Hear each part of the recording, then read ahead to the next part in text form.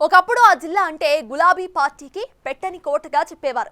ఇంకా చెప్పాలంటే మలిదశ తెలంగాణ ఉద్యమం మొదలైనప్పటి నుంచి గులాబీ బాస్ కు అది సెంటిమెంట్ జిల్లా కూడా. అలాంటి చోట ఇప్పుడు బీఆర్ఎస్ క్లిష్ట పరిస్థితులు ఎదుర్కొంటోందట. నేతలు పక్కచూపులు చూస్తూ ఉండటంతో ఏ క్షణం అసలు ఎవరు ఉంటారో ఎవరు జంప్ అవుతారో తెలియని పరిస్థితి అక్కడ నెలకొందట. ఇదే ఇప్పుడు కార్ పార్టీలో హాట్ టాపిక్ గా మారింది. ఉమ్మడి కరీంనగర్ జిల్లా బీఆర్ఎస్ కు కంచుకోటగా చెప్తుంటారు. మలిదశ తెలంగాణ ఉద్యమం ఉవ్వెత్తున ఎగిసిపడినప్పటి నుంచి ఈ జిల్లా కారు పార్టీకి అన్ని విధాలుగా అండగా నిలుస్తోంది.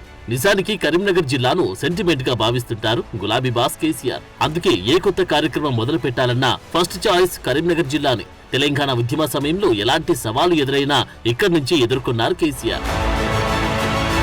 బీఆర్ఎస్ ఉద్యమ పార్టీగా ఉన్నప్పటి నుంచి లేటెస్ట్ అసెంబ్లీ ఎన్నికల వరకు జిల్లా ప్రజలు పెద్ద ఎత్తున ఆదరించారు.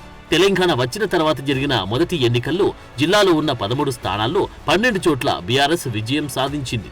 స్థానిక సంస్థల ఎన్నికలు, జడ్పీ పీఠాలు ఇలా ఎన్నికలు ఏవైనా 95% పైగా గులాబీ నేతలే కైవసం చేసుకున్నారంటే ప్రజలు కారు పార్టీని ఏ స్థాయిలో అక్కున చేర్చుకున్నారు ఇట్టే అర్థం చేసుకోవచ్చు. 2023 తెలంగాణ అసెంబ్లీ ఎన్నికల్లో ప్రభుత్వ వ్యతిరేకత బలంగా వీచి కాంగ్రెస్ పార్టీ అధికారంలోకి వచ్చింది. అప్పుడు సైతం 5 స్థానాల్లో కారు పార్టీ ఎమ్మెల్యేలు ఉమ్మడి కరీంనగర్ జిల్లాలో విజయం సాధించారు. సిరిసిల్ల, కరీంనగర్, హుజురాబాద్, కోరుట్లలో బీఆర్ఎస్ అభ్యర్థులు ఎమ్మెల్యేలుగా గెలిచారు. అయితే ఎన్నికలైన కొద్ది రోజులకు జగిత్యాల ఎమ్మెల్యే అధికార పార్టీకి జైకొట్టగా ప్రస్తుతం కేటీఆర్, గంగుల కమలాకర్, పాడి కౌశిక్ రెడ్డి, కల్వకుంట్ల సంజయ్ కుమార్ మాత్రమే మిగిలారు. ప్రస్తుతం రాష్ట్రంలో కాంగ్రెస్ పార్టీ బలంగా ఉంది. సీఎం రేవంత్ రెడ్డి పలు అభివృద్ధి సంక్షేమ కార్యక్రమాలు అమలు చేస్తూ ముందుకెళ్తున్నారు. అదే సమయంలో గత ప్రభుత్వంలో జరిగిన అనేక తప్పులు, లోపాలు, స్కామ్లు ఒక్కటొక్కటిగా బయటకు వస్తున్నాయి. ఇలాంటి పరిస్థితుల్లో ఉమ్మడి కరీంనగర్ జిల్లాలో ఉన్న బీఆర్ఎస్ నేతలు ప్రభుత్వంపై దూకుడుగా వెళ్లడంలో వెనుకబడుతున్నారన్న చర్చ జరుగుతోంది. జిల్లా నుంచి ప్రాతినిధ్యం వహిస్తున్న కేటీఆర్ సైతం కేసుల చుట్టూ తిరగాల్సి రావడంతో నియోజకవర్గంలో నాయకులకు అందుబాటులో ఉండలేని పరిస్థితి నెలకొందట.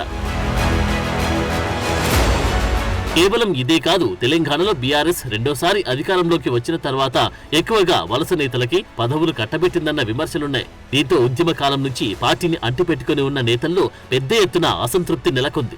అయితే పార్టీ పవర్లో ఉండడంతో ఎలాగోలా సర్దుకుపోయారట.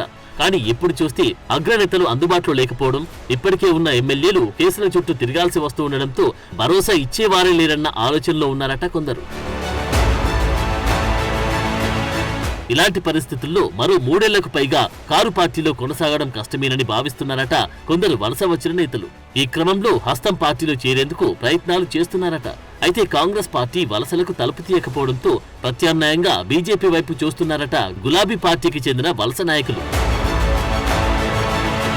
కేంద్రంలో అధికారంలో ఉండడంతో పాటు ఉమ్మడి కరీంనగర్ జిల్లాలో 2 ఎంపీ స్థానాల్లో బీజేపీ అభ్యర్థులు కొనసాగుతున్నారు.